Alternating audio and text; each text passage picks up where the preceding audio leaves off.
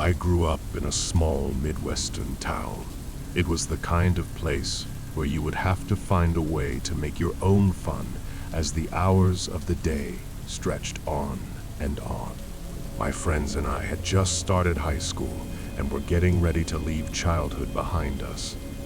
So, there we found ourselves at the annual Cornfield Maze, one of the few points of pride in our small town. We were ready for a sort of send-off to the Halloweens of our childhoods. As we stood at the entrance, our flashlights and bags of candy in hand, there was an exhilarating mix of excitement and trepidation in the air. The maze was legendary in our small town, known for being particularly tricky, especially after dark. We had heard stories of kids getting lost for hours, their cries for help echoing through the rustling corn. Are we really doing this? Jenna, the most cautious of our group, asked as she tightened her grip on her flashlight. I grinned, my heart racing with anticipation. Of course. It's Halloween, and we're not kids anymore. Let's see if this maze lives up to the hype.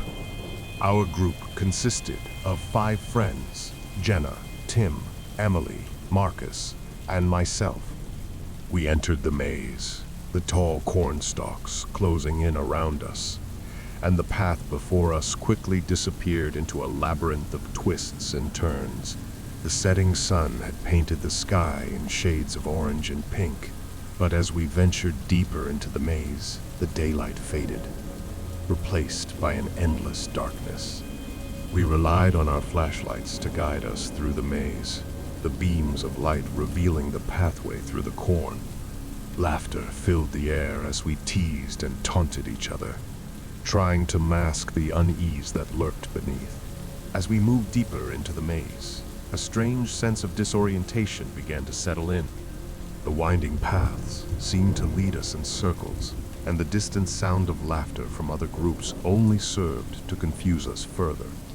Panic bubbled beneath the surface as we realized we were well and truly lost. Okay, this isn't funny anymore, Jenna said, her voice quivering.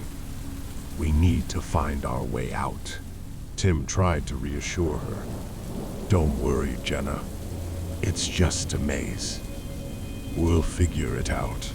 The minutes felt like hours, and our frustration and fear grew. The maze felt like a living entity, shifting its walls to confound us at every turn. Our flashlights flickered, making it even harder to distinguish the correct path from the dead ends. We retraced our steps, called out to others for help, and even tried to climb the towering cornstalks, but the maze seemed to have us in its grip.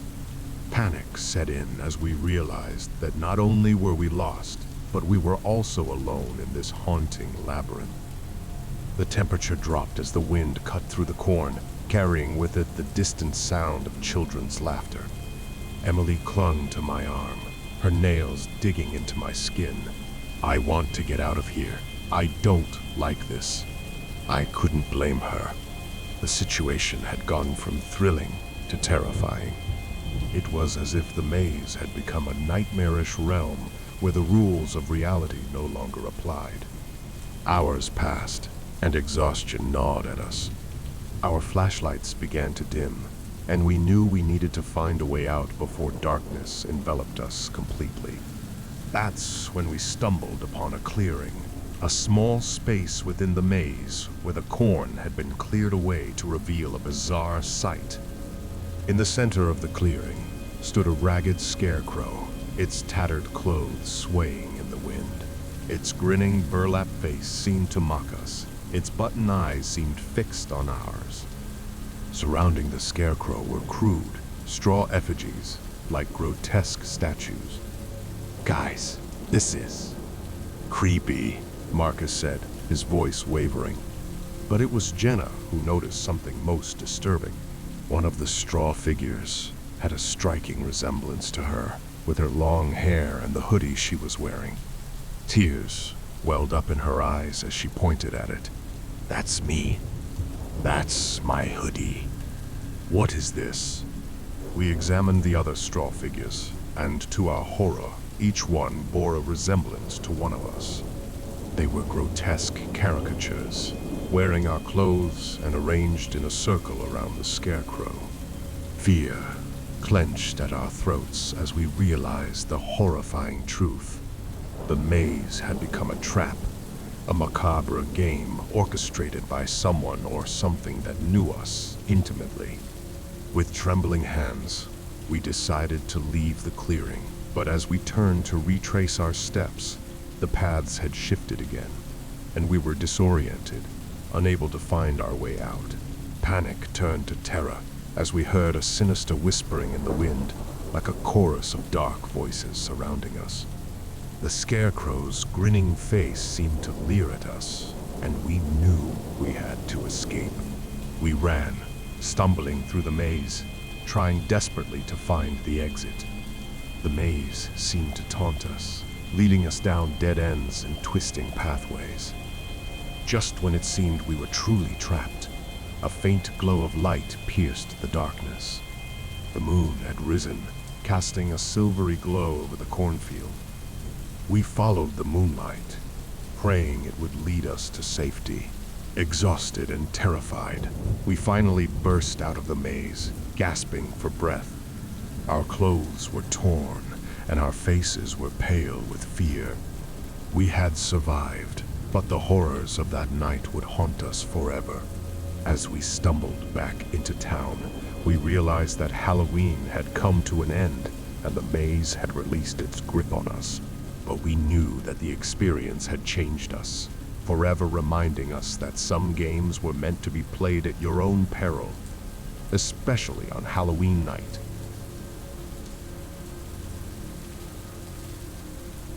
The moon hung low in the inky sky, lightly illuminating the town cemetery.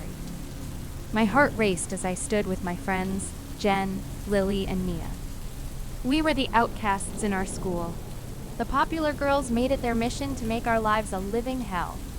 Halloween was the one night of the year when we could truly embrace being ourselves and let our guard down.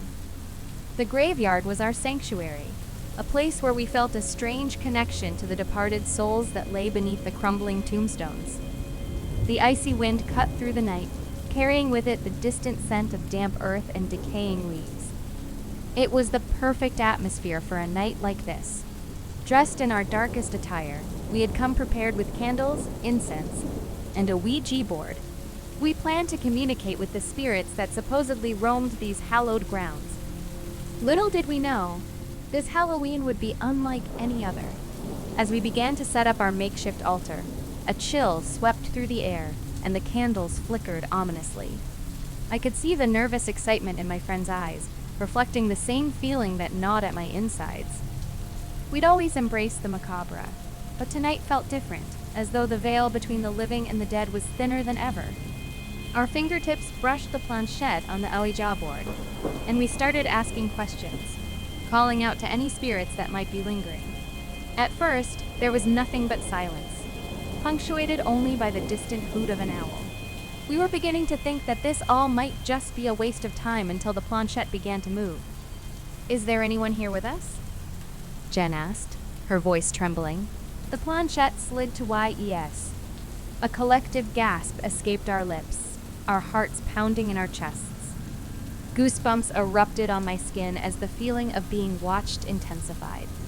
"What's your name?" Lily inquired, her voice barely more than a whisper. The planchette spelled out ELIA. "Elise," Mia repeated.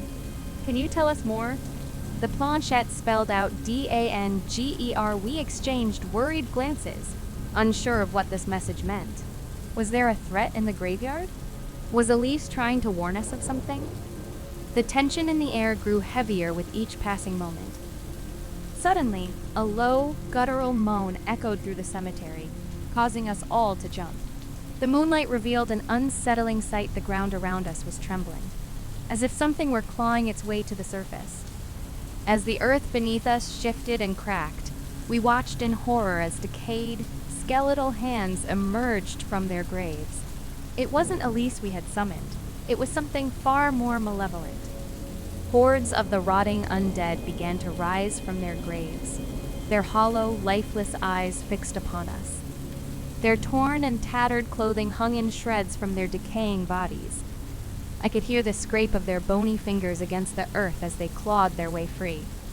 Panic surged through us as we realized the gravity of the situation. We had awoken the dead with no way of defending ourselves against these supernatural horrors. Without a moment to spare, we grabbed our candles to help light our way as we fled through the dark, misty grounds. Their glow was dim, making it difficult to distinguish between friend and foe.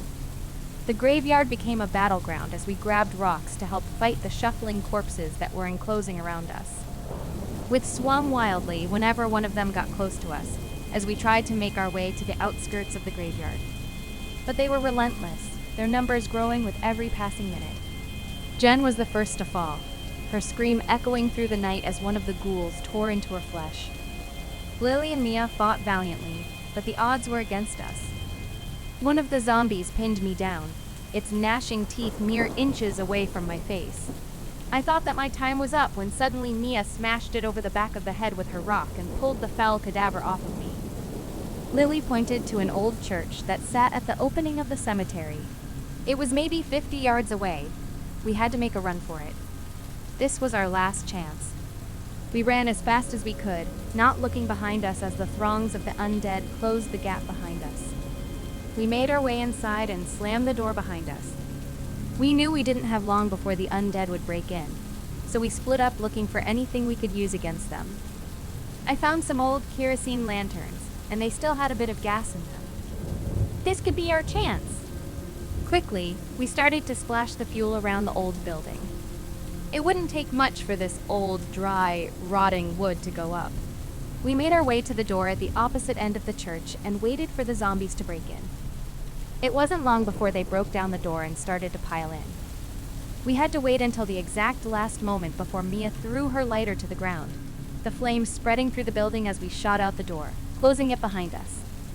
As the flames grew out of control, consuming the zombies inside, I thought that I saw something in the smoke pluming out of the building. Perhaps it was just my imagination, but I could swear that I saw the silhouette of a little girl in that smoke, and somehow I knew that it was Elise, the spirit who tried to warn us. The cemetery was still.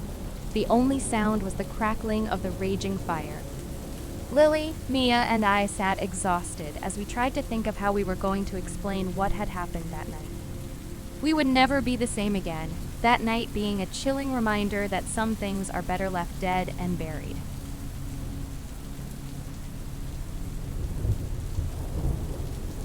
The quiet suburban neighborhood of Willowbrook had always been a peaceful haven, a place where the mundane rhythms of life played out in perfect harmony. But this Halloween was different. This Halloween, the neighborhood would face a haunting phenomenon that would test the very fabric of its existence. The day began like any other Halloween in Willowbrook, with children donning costumes and neighbors decorating their homes with ghoulish delights.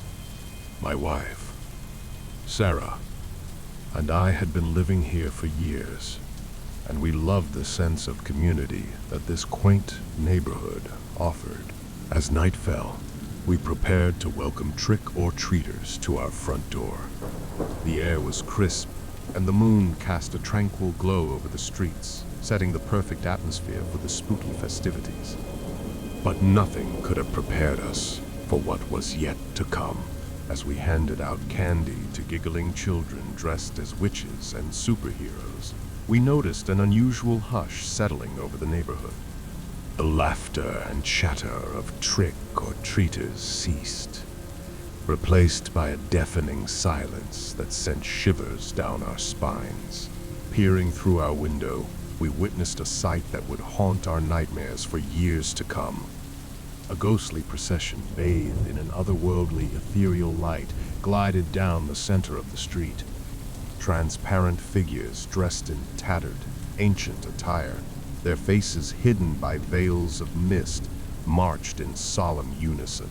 At the front of the spectral parade, a figure in a long, flowing gown held a flickering lantern that cast a mournful glow. The residents of Willowbrook, now frozen in fear, watched as the ghostly parade continued its haunting journey through the heart of the neighborhood. As the procession passed, we could hear whispers carried on the wind, sullen voices that seemed to beckon us to join them. The temptation was undeniable, a haunting siren song that called out to the very core of our being. Sarah and I exchanged hesitant glances, unsure of what to do. The neighbors around us seemed equally conflicted. Some stared at the procession with vacant, longing expressions, while others clenched their jaws in fear, resisting the pull of the ghostly parade. The spectral figures reached the end of the street and turned to face us, their hollow eyes locking onto our souls. The leader, the one with the lantern, raised her hand, palm up, beckoning us to join their spectral ranks. The decision was agonizing, torn between the desire to follow the mesmerizing allure and the instinct to resist this otherworldly force. We watched as some of our neighbors stepped forward, their feet moving of their own accord, drawn by an invisible force. Sarah and I, our hearts pounding, held each other's hands, grounding ourselves in our shared resolve. We would not succumb to the ghostly parade's enchantment. We would resist, no matter the cost. As we watched, those who had been lured into the procession, their features began to change. Their flesh grew pallid, their eyes lost all light, and they seemed to become one with the ethereal figures. It was as if their very souls had been consumed, leaving only empty shells behind. Horror washed over us as we realized the true nature of the ghostly parade. It was not a benign procession of lost spirits, but a malevolent force that devoured the souls of those who succumbed to its call. The ghostly leader turned her gaze back toward us. Her eyes were dark, bottomless, pits of longing and hunger. She extended her hand even further, urging us to join her. But we held fast, our willpower stronger than the supernatural allure that surrounded us. We watched in terror as the procession continued down the street, leaving behind a trail of empty, lifeless shells of those who had been ensnared. In the days that followed, we found ourselves alone in a neighborhood forever changed. The ghostly procession had come and gone, leaving behind a haunting silence and a profound sense of loss. The once thriving community of Willowbrook had been reduced to a ghost town, a place where only echoes of laughter and life remained. We learned to live in the stillness, haunted by the memory of that Halloween night, and the realization that the boundaries between the living and the dead were far thinner than we had ever imagined. The ghostly parade had left its mark on our souls, a chilling reminder that the allure of the unknown could come at a terrible price. As Halloween came around each year, we would lock our doors and shutter our windows, praying that the ghostly procession would not return. As we gazed out at the moonlit streets, we knew that the residents of Willowbrook had been forever changed, forced to confront the eternal question of whether to join the spectral procession or resist at their own peril.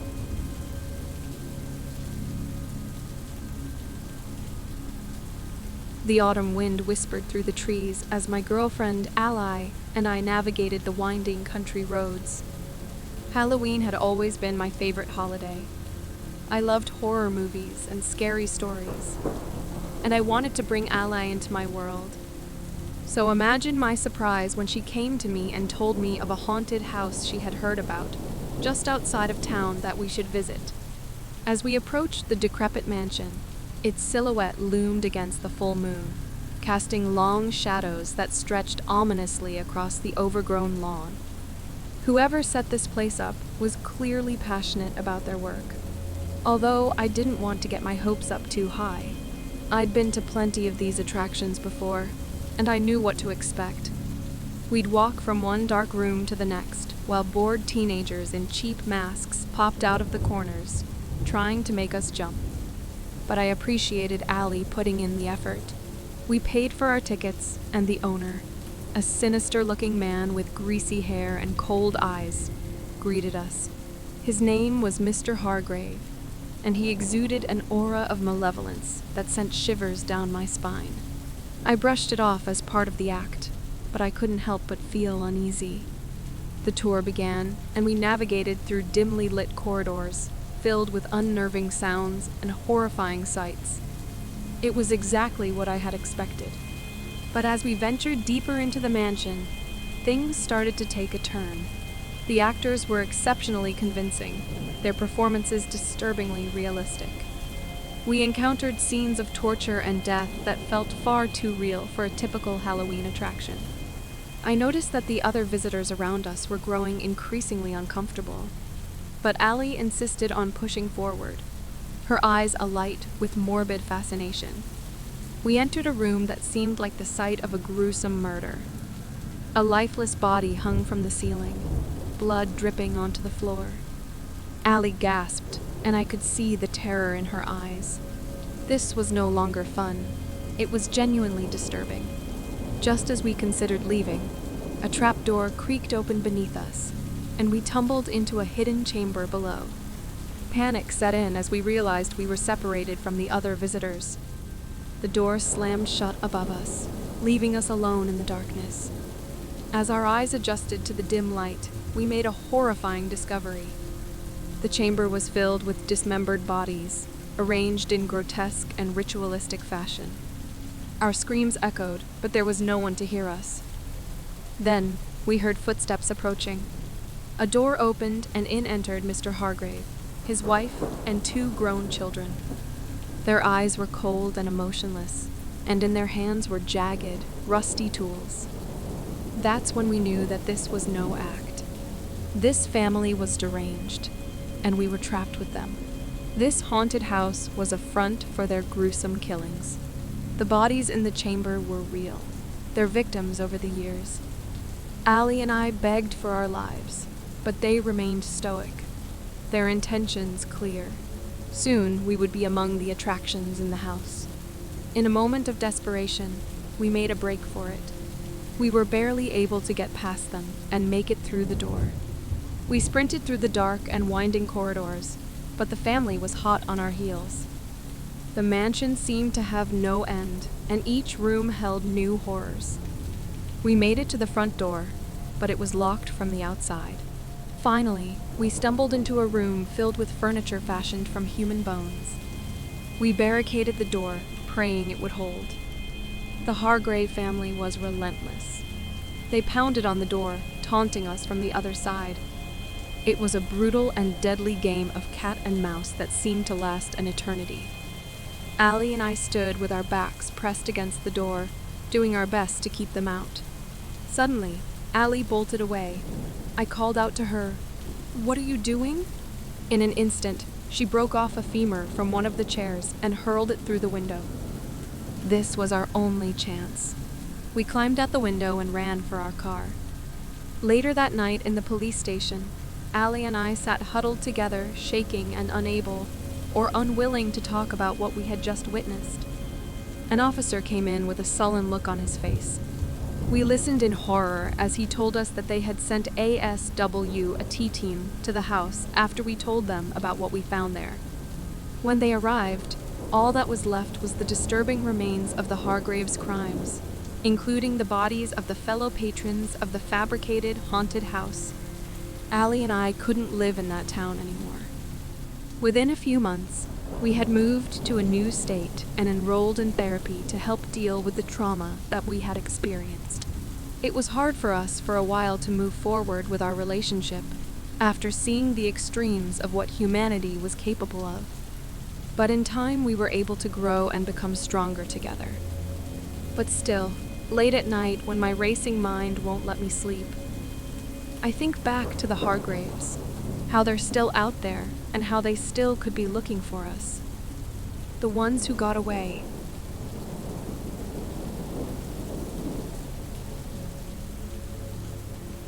It was a crisp October evening, and my family and I gathered in the dim glow of our living room, ready to carve our annual Jack-o'-lantern. Carving pumpkins had become a cherished tradition for us, a way to bond and celebrate the spookiest night of the year. Little did we know that this year's pumpkin would turn our beloved tradition into a nightmare. The pumpkin I had picked from the local farm was a plump, perfect specimen, a vivid orange orb that practically begged to be transformed into a grinning jack-o'-lantern. With knives and carving tools at the ready, my wife, Emily, and our 2 children, Lily and Max, eagerly set to work. As the night progressed and as we began to shape the pumpkin's surface, we shared spooky stories and laughter. The aroma of pumpkin guts filled the air as we scraped and carved, creating the most menacing jack-o'-lantern we had ever made. Finally, we placed a flickering candle inside the hollowed-out gourd, casting shadows on our faces as we admired our handiwork. The pumpkin's jagged grin seemed to come alive in the candlelight, giving it an unsettling and malevolent appearance. But as the nights wore on, I noticed something strange with this pumpkin. Instead of rotting away and sagging like a typical jack-o'-lantern, our pumpkin remained taut and firm, as if it had just been carved. We dismissed it at first, attributing it to the cooler autumn weather that might be preserving the pumpkin. Days turned into weeks, and the pumpkin showed no signs of decay. In fact, it seemed to grow, albeit slowly, in size. It was as if it were absorbing the life around it. The grass near the pumpkin turned brown and withered, and our once vibrant garden became barren and lifeless. Worried, we called a local botanist. Dr. Miller examined our mysterious pumpkin with a puzzled expression. "I've never seen anything like it," he admitted. "This pumpkin should have rotted away by now. It's as if it's feeding off the life around it." The pumpkin had grown to an unnaturally large size and sprouted long, twisted, snake-like roots that lay across the ground. Emily's concern escalated as she noticed Lily and Max acting strangely. They became withdrawn and obsessed with the pumpkin, spending hours staring at it, their faces blank and emotionless. One night, as Emily and I lay in bed, we heard a noise coming from the children's room.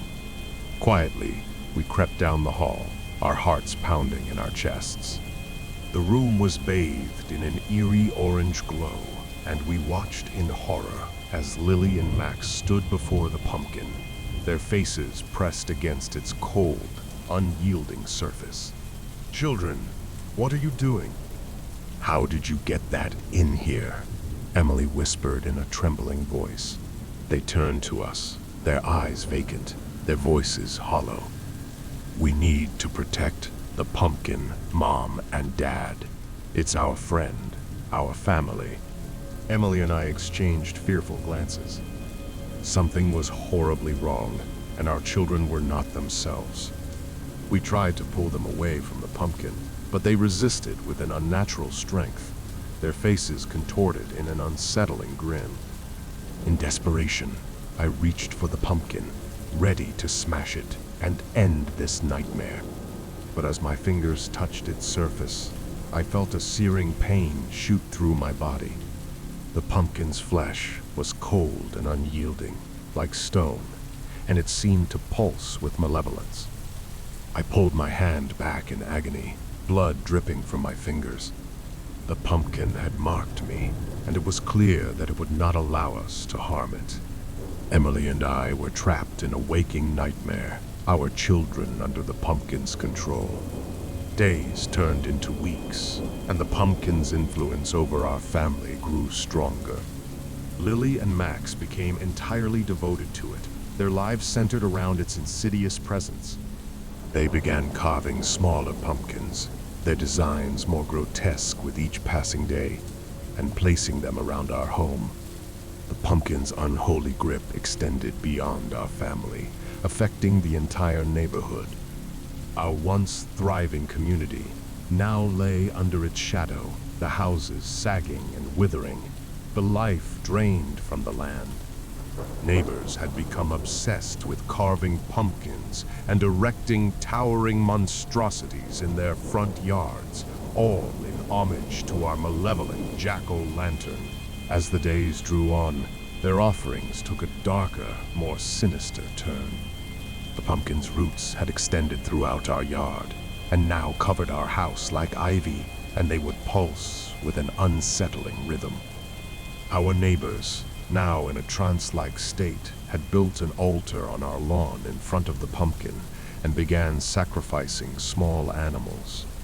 We called the police, but when they arrived, they too fell under the spell of the jack-o'-lantern. Soon, it had ensnared the whole community, leaving only my wife and myself to endure the terror that surrounded us. As Halloween night approached, the pumpkin's power seemed to peak. Our neighbors had built a raging bonfire in the street in front of our house. They gathered in a large crowd around the pumpkin, chanting in a low, monotonous drone. My wife and I hid in the master bedroom, holding our children tight to us. We could hear our neighbors pounding on the front door. It wouldn't be long before they broke it down. Soon, they made their way into the house and quickly hunted us down. We did our best to fight them off, but they were able to pull our children away from us. They didn't even resist as the crowd led them to the altar by the monstrous jack-o'-lantern. My wife screamed an animalistic, guttural shriek, and I knew that I was out of time to stop all this. I ran to the shed in our backyard, grabbed an axe, and threw it to my wife. I went into the garage and got in our SUV. I drove out in the street so that I could get enough speed. My wife, meanwhile, rushed the crowd, flailing the axe to get them to disperse, and was able to get our children and carry them away. I hit the gas and aimed straight at that abomination that had taken over my home. I plowed into the side, bursting it apart. The crowd went eerily silent. My wife ran in with the axe, chopping at the vines which extended from the bottom of the pumpkin. A deafening shriek filled the air, echoing through the night as a blinding burst of energy enveloped us. The pumpkin's influence began to wane, and the curse that had plagued our family and our community was broken. As we gathered our shattered community and began the slow process of rebuilding, we vowed to never forget the horrors we had endured that Halloween. The memory of the cursed jack-o'-lantern would haunt our dreams, a chilling reminder that evil could lurk in the most innocent of traditions. If you enjoy our stories, please like, share, and subscribe so that we can continue to bring you new horror stories every week. Thank you for listening, and now for the next tale. It was a chilly autumn evening when my college friends and I decided to check out the new costume shop that opened in our town. The sign above the door read Eternal Elegance Costumes. Halloween was just around the corner, and I was hoping to get something to really make a mark at our dorm costume party. The shop's dim interior was filled with rows of costumes, ornate and detailed. They weren't the cheap, one-size-fits-all costumes you'd see at the big chain shops that popped up this time of year. This hidden gem promised the perfect adventure for a Halloween night. My friends consisted of Emma, the adventurous soul always seeking the thrill of the unknown; Mark, the skeptic who scoffed at anything supernatural; Lisa, the artistic spirit with an affinity for vintage fashion; and me, a curious observer who wanted to document our escapades. As we perused the rows of costumes, we couldn't help but feel an odd energy in the air. It seemed as if we were being drawn to the costumes by some unseen force. Lisa was the first to spot a peculiar dress hanging in the corner. An exquisite Victorian-era gown adorned with intricate lace and satin. It was as if it had been plucked from the pages of history. "I have to try this on," she exclaimed, her eyes sparkling with excitement. Mark rolled his eyes. Calm down, Lisa. It's just an old dress. Probably been worn by hundreds of people before. Ignoring his snark, Lisa disappeared into the fitting room with the gown. As she emerged, something seemed different about her. Her posture was regal, her movements graceful, and her voice had taken on an old-fashioned tone. "Darlings, do you like my dress?" she asked in a refined accent that didn't belong to her. We exchanged puzzled glances as Lisa, or rather, the person she had become, curtsied elegantly. She introduced herself as Lady Eleanor, speaking of grand parties and a world long past. Mark scoffed again, but the rest of us couldn't help but be intrigued. Emma and I began to search for our own costumes, while Mark watched with an amused grin. I chose an old pirate outfit, while Emma opted for a mysterious fortune-teller's attire. As soon as we donned our costumes, we too felt a peculiar transformation. I became Captain Blackbeard, my voice adopting a gruff and commanding tone. Emma took on the persona of Madame Zara, her eyes appearing to see into the future. It was as if we had stepped into the past, inhabiting the lives of the costume's previous owners. Lisa, or rather Lady Eleanor, led us on a journey through the shop, speaking of its history and its former patrons. We discovered that the shop's owner, Mr. Thackeray, had a reputation for collecting costumes with stories and spirits of their own. With each costume we tried on, our personalities and voices shifted further from our own. Mark watched in fascination, unable to deny the bizarre phenomenon unfolding before him. But as we continued our exploration of the shop, we began to notice the chilling undercurrent of our newfound personas. Captain Blackbeard grew ruthless. Madame Zara's predictions turned ominous, and Lady Eleanor's genteel demeanor concealed a dark secret. The shop itself seemed to change, its dim interior growing even darker, as if absorbing the malevolent spirits of the costumes. It was then that we realized the true horror of our situation.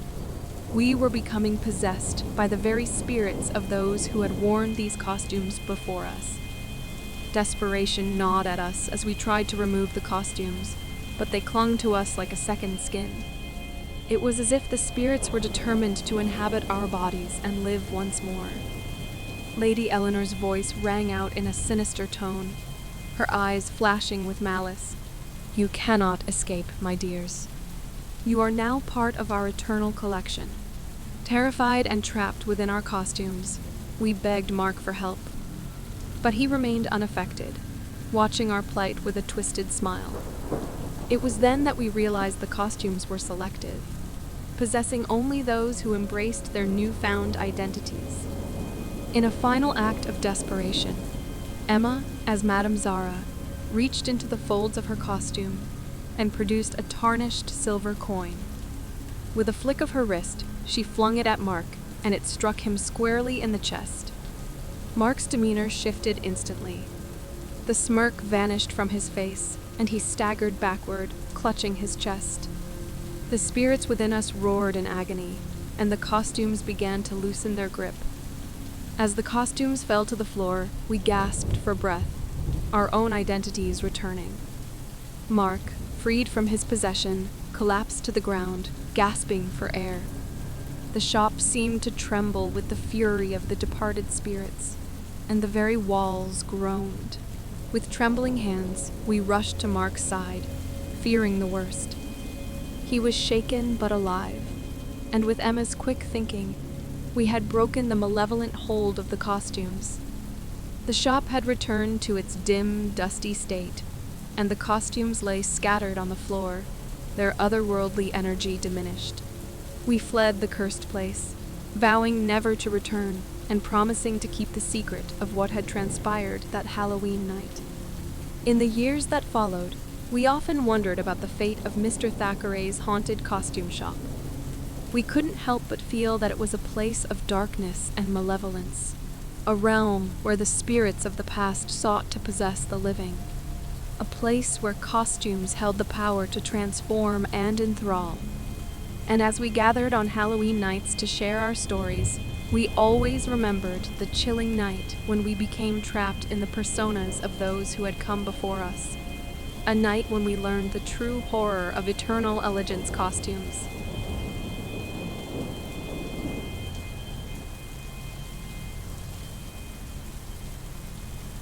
The Halloween Carnival had come to town, bringing with it a sense of excitement that filled the chilly night air. The main attraction, a grand and glistening house of mirrors, stood at the heart of the carnival, a labyrinthine structure of twisting reflections and mysteries. I had always been drawn to the strange and unusual, so I couldn't resist the allure of the House of Mirrors. Its facade gleamed with an otherworldly light, beckoning me to enter its twisted reality.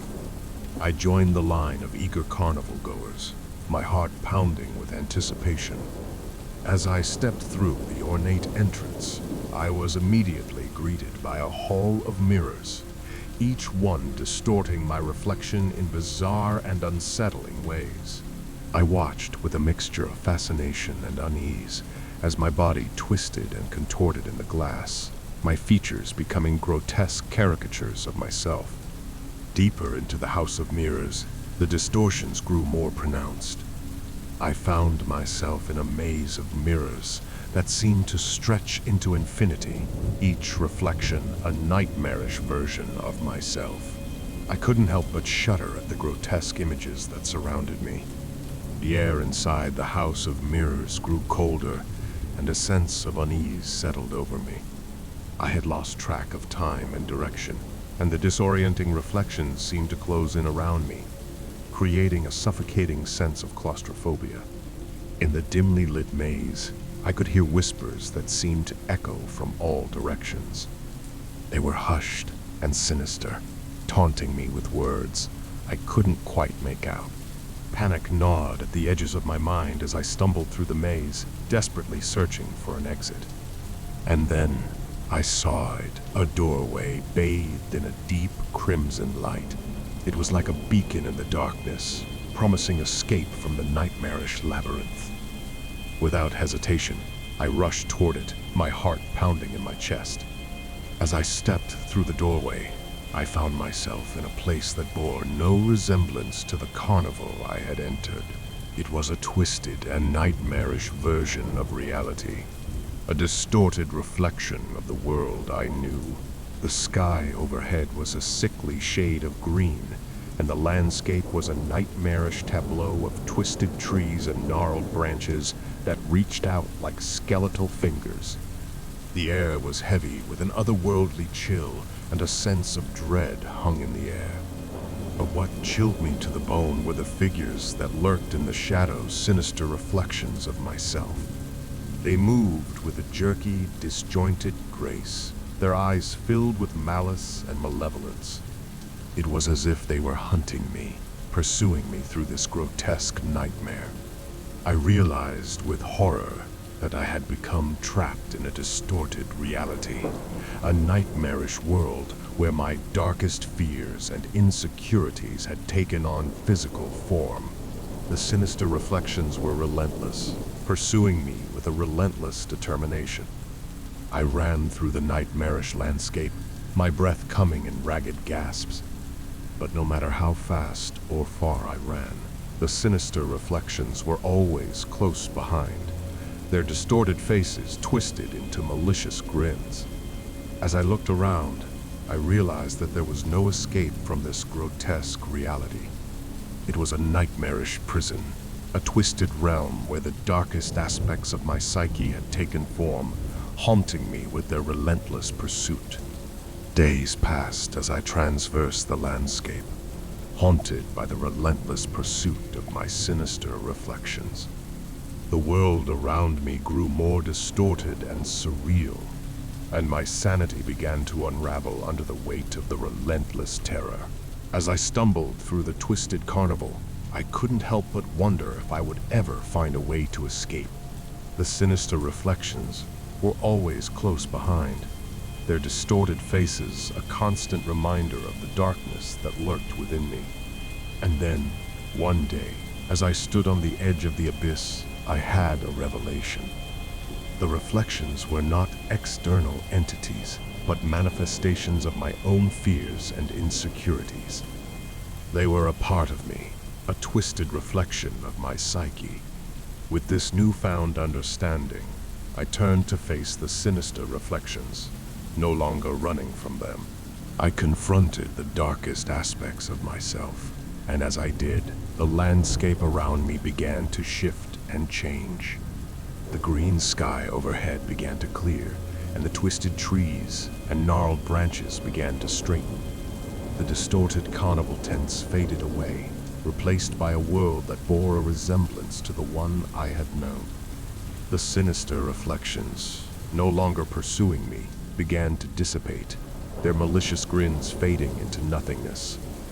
I had faced my inner demons, and in doing so, I had found a way to escape the nightmarish reality that had trapped me for so long. As I stepped through a doorway, bathed in warm, golden light, I found myself back at the entrance of the House of Mirrors. The carnival had returned to normal, its cheerful atmosphere a stark contrast to the nightmarish reality I had just escaped. I had emerged from the distorted reality of the House of Mirrors, forever changed by the experience. The carnival had offered me a glimpse into the darkest corners of my mind, a nightmarish journey of self-discovery that had tested the limits of my sanity. As I left the carnival behind, I couldn't help but wonder if the House of Mirrors had been a twisted reflection of my psyche, a mirror that had shown me the darkest aspects of myself. The sinister reflections had been a part of me all along, a reminder that the line between reality and nightmare is often thinner than we realize.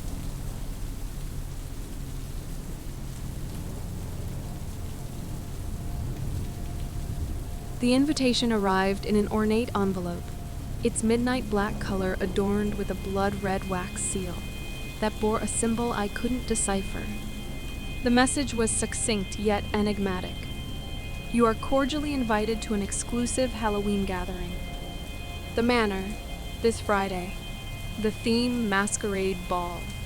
My curiosity was piqued, and I couldn't resist the allure of an exclusive Halloween party. The timing was perfect. I had recently moved to this small town, and the prospect of meeting new people excited me. I purchased a red gown from the local Goodwill, complete with elbow-length black satin gloves. Lastly, a black domino mask with glittery gold ornate piping.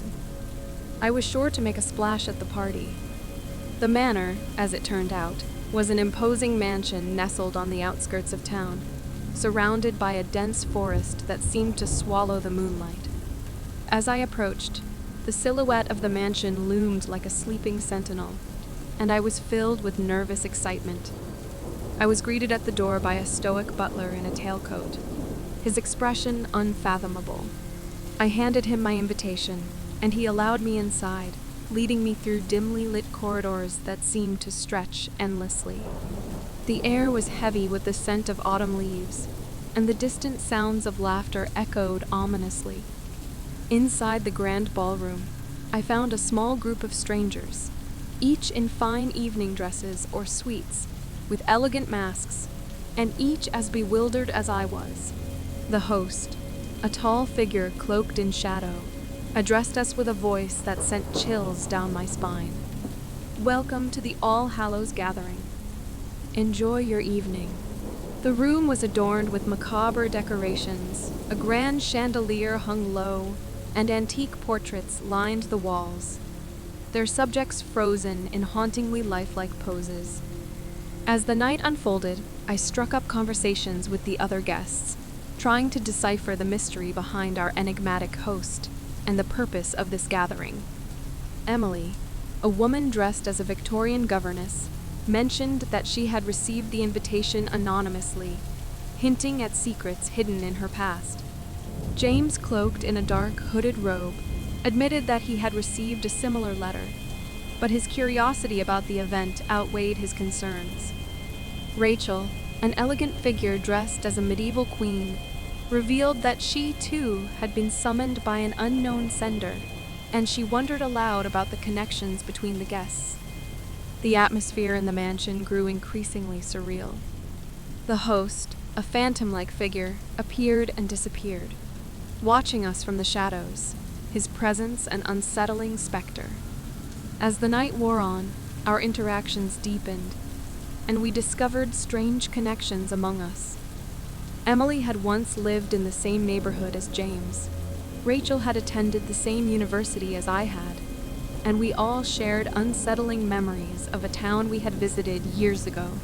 The conversations grew tense as the night continued, and a sense of unease settled over us. We couldn't shake the feeling that we were all connected by something far more sinister than mere coincidence. It was Rachel who pieced together the fragments of our shared history, her voice trembling as she recounted the horrifying revelation. "We were all there," she said, her eyes filled with dread. That night, the night of the accident, the memories came rushing back, a dark and twisted tapestry of events that had been hidden in the recesses of our minds. That night, years ago, a tragic accident had occurred in a small town we had all visited. A child had lost his life, and the incident had forever haunted our nightmares.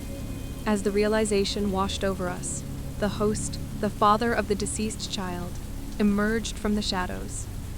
His face was etched with grief and anger, and his voice quivered with a vengeful rage. "You all played a part in the death of my son," he accused us, his eyes burning with hatred. "You were all there, and you let it happen." A heavy silence fell over the room as the weight of our guilt pressed down on us. The truth was undeniable, and the memories of that night flooded our minds, each of us grappling with the role we had played in the tragedy. The host's voice grew more accusatory, his accusations like a relentless barrage of torment. "You were all responsible for his death, and now you will pay." The atmosphere in the mansion shifted, growing more sinister by the second. My eyes darted around the room, and I noticed that guards had made their way to each of the doors, blocking us in. It all came together. I was barely 20 years old at the time, visiting my parents while on Christmas break from college. I was walking our dog late one evening when I heard the screaming of car tires followed by a horrible crash. It all happened so fast that it was over before I could see for sure what was going on. I saw a car turned over on the side of the road, and to my absolute horror, the body of a child lay motionless on the sidewalk beside it. I was taken in to give my testimony to the police about what happened that night. Memories came flooding back as I realized that James was the very officer I gave my statement to. I discovered that the driver of the car was a young woman whose blood alcohol level was more than double the legal amount. I was ready to do anything I could to put this monster behind bars. Just then, James was called out of the interrogation room. I heard a heated conversation in the hallway that I couldn't make out, and then soon afterward, a finely dressed woman came in to speak to me. It was Emily. She informed me that she was the personal lawyer of the driver. Rachel Spiegel, the daughter of a prominent senator, was behind the wheel of that car, and this story could derail her father's presidential bid. I was young and impressionable, and no match for her. In the end, the story was buried and Rachel walked free. Now, nearly 20 years later, it was time for us to face our sins. The father of the boy who died had meticulously gathered us together for his retribution. The guards descended upon us, subduing and carrying us to the basement. Our host stood in the doorway and lamented that it didn't have to be this way. If we'd just done the right thing all those years ago, things could have been different. With tears in his eyes, he slammed the heavy metal door, and we heard the deadbolts lock. Now, in this dark, dank chamber, we will have to spend the last few days of our lives trying to come to terms with the decisions we made all those years ago.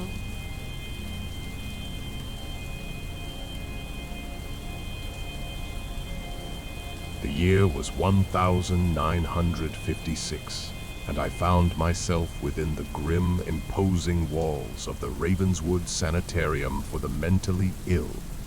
My stay in this wretched place was not voluntary. but rather a consequence of the hallucinations and nightmares that plagued my mind. Ravenswood was a living nightmare, a place where despair and suffering permeated the very air. The staff was cruel and indifferent, administering shock treatments and powerful sedatives with little regard for the patient's well-being. There was no escape from the screams that echoed through the cold, dimly lit halls. The director of the asylum, Dr. Malcolm Brooks, was a cruel and unforgiving man who cared more for his reputation than the welfare of his patients. He took pleasure in the torture he administered to the patients. He kept the asylum nearly freezing and would feed us slop that I wouldn't give to a dog. It was under his tyrannical rule that the asylum's inhabitants lived in a perpetual state of dread. The facility was drastically overcrowded, and there would be dozens of us crammed into a room at a time. The incessant screams and mutterings of the insane would drive me to madness.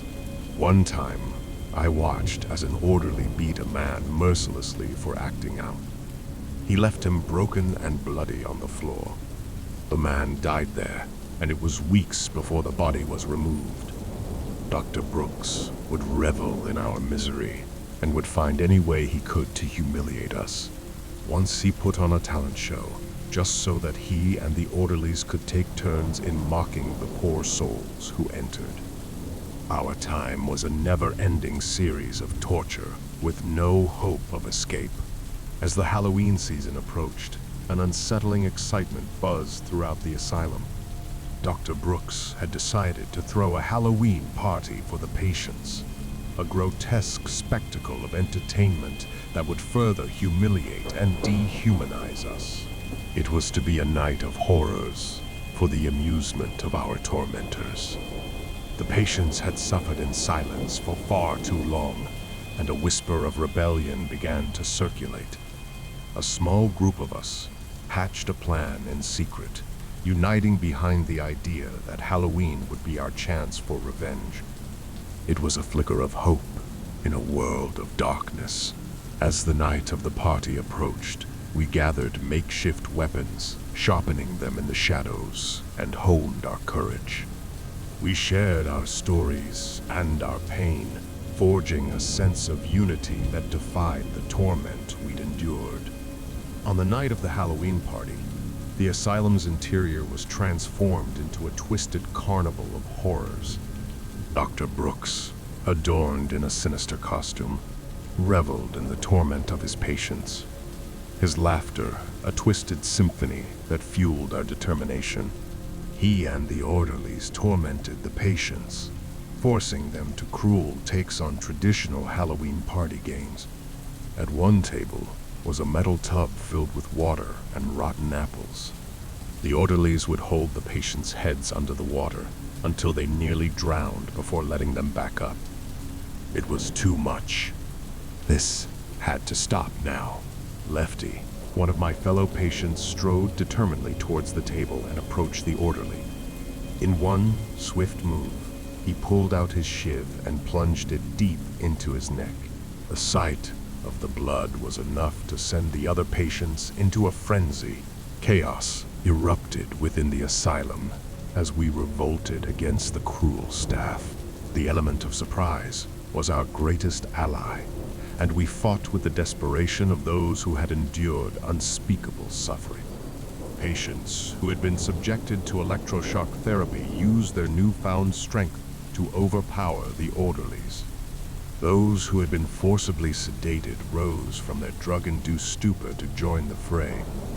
It was a cacophony of screams, both of terror and triumph. Dr. Brooks, once the oppressor, now found himself cornered and defenseless. He could only sit and watch in shock as the members of his crew were torn limb from limb in front of him. In a cruel twist of fate, he became the prey, chased by the very patients he had tormented for so long. Panic and fear distorted his face, and his cries for mercy went unanswered. As we overcame the staff, one by one, we showed them no more mercy than they had shown us. It was a grim reckoning, a nightmarish blend of justice and vengeance. The patients, who had been beaten, drugged, and subjected to unspeakable horrors, were no longer victims. They were victors. Finally, we dragged Dr. Brooks into the electroshock room. We strapped him to the table and primed the electrodes. Brooks screamed for us to let him go as we applied the electricity to his temples. First in short bursts, but we increased the duration with each shock. Madness overtook me as I began to laugh, uncontrollably, watching this monster squirm and cry, just as he'd made us do for so many years. The dawn's light revealed a transformed Ravenswood Asylum. The staff, who had perpetuated cruelty, lay in pieces on the floor while the patients stood triumphant. It was a moment of surreal vindication. We made our way out into the dawn. We escaped into the dense woods that surrounded the sanitarium. The world was open to us now. We could go anywhere we wanted. Many wandered off to start their new lives, and I hoped that they did well. As for me, well, I knew that beyond those woods lay a town filled with people who had turned a blind eye to the sins that had taken place in the asylum. And when you think about it, doesn't that make them just as guilty?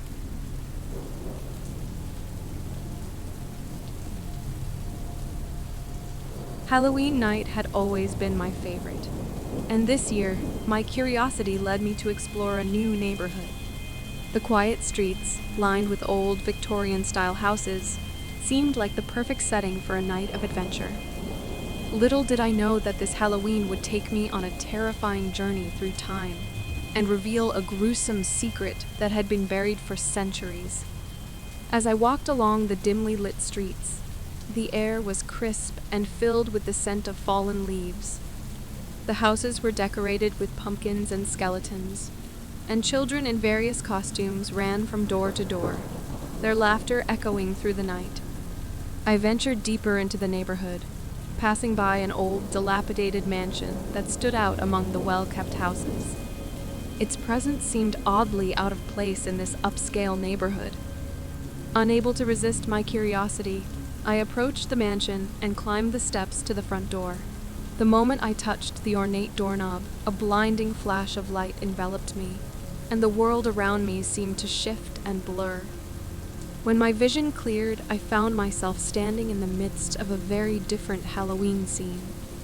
The houses around me were no longer adorned with cheerful decorations, but were decrepit and abandoned, their windows shattered and their walls covered in decay.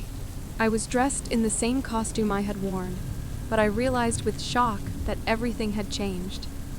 The street had transformed into a nightmarish version of itself, an eerie, fog-shrouded ghost town. Desperation and confusion gnawed at me as I tried to make sense of my surroundings. How had I ended up here? Was this some elaborate prank? But the ominous silence that hung in the air told me that this was no ordinary Halloween night. As I cautiously explored the desolate streets, I noticed a chilling detail. The houses, though decaying and abandoned, bore the same numbers as the houses I had seen earlier. It was as if I had been transported back in time to a forgotten era. My heart pounded in my chest as I approached the old mansion that had drawn me in. The facade was even more decrepit than before, and the shattered windows seemed to peer into the darkness like hollow, vacant eyes. I hesitated for a moment, my instincts urging me to turn back. But my curiosity got the better of me, and I pushed open the creaking front door, revealing a foyer shrouded in shadows. The air inside was damp and heavy, and the grand staircase that led to the upper floors loomed ominously. I felt a sense of dread that I couldn't shake, but my feet carried me forward, deeper into the mansion. As I explored the abandoned rooms, my flashlight revealed scenes of unimaginable horror. Dust-covered furniture lay in disarray, and cobwebs clung to the corners. But what truly chilled me was the bloodstains that marred the floors and walls. I followed the trail of blood, my heart pounding in my chest, until I reached a hidden door concealed behind a bookshelf. The door creaked open, revealing a hidden chamber below, illuminated by a flickering candlelight. My flashlight revealed a gruesome tableau. The chamber was filled with skeletal remains, their long forgotten faces frozen in expressions of terror. It was a macabre sight, a graveyard of forgotten souls, and the stench of death hung heavily in the air. As I examined the scene in horror, a name etched into the wall caught my eye: Amy Evers. My legs felt like they were going to give way and my head swam. That was my name. The realization struck me like a lightning bolt. I had not only been transported back in time, but had somehow become a part of this nightmarish past. As I delved deeper into the mansion's secrets, I uncovered a dark and gruesome tale. The mansion had once belonged to a sinister figure, a man named Malcolm Blackwood, who had lured unsuspecting trick-or-treaters into his home with promises of candy and treats. But these children had never returned, and the townsfolk had long suspected Blackwood of foul play. He had been a master of disguise, luring children into his clutches and imprisoning them in his hidden chamber, where they met a grisly end. I realized with a growing sense of horror that I was trapped in the past, a witness to the gruesome events that had unfolded in this very mansion. I had become a part of the sinister history that had been buried for centuries. As I continued my investigation, I uncovered more details about the cover-up that had protected Blackwood for so long. The townsfolk had turned a blind eye to the disappearances, fearing the retribution of the malevolent figure who had held their town in his grip. But as the evidence mounted, I knew that I couldn't let Blackwood's crimes go unpunished. I had to find a way to expose the truth, to bring justice to the long-forgotten victims who had suffered at his hands. With each passing moment, the mansion seemed to close in around me, its sinister presence growing more oppressive. The ghosts of the past whispered in the shadows, urging me to uncover the truth and end the reign of terror that had plagued this town for so long. I explored the chamber further and found a hidden journal, its pages filled with Blackwood's dark confessions and the names of his victims. It was the evidence I needed to expose the truth and bring an end to the horror that had haunted this town for centuries. With the journal in hand, I raced back to the hidden door and pushed it open, revealing the decaying mansion once more. The moonlight spilled into the abandoned foyer, and I knew that I had to find a way to return to my own time, to escape this nightmarish reality. As I stepped out into the cold Halloween night, I found myself back in my own time. Still clutching the journal tightly, I was determined to unveil the truth and bring justice to the long-forgotten victims of Malcolm Blackwood. I alerted the police and led them to the hidden chamber containing the remains of the victims. Their families had finally received closure, and the long, restless souls could finally find peace.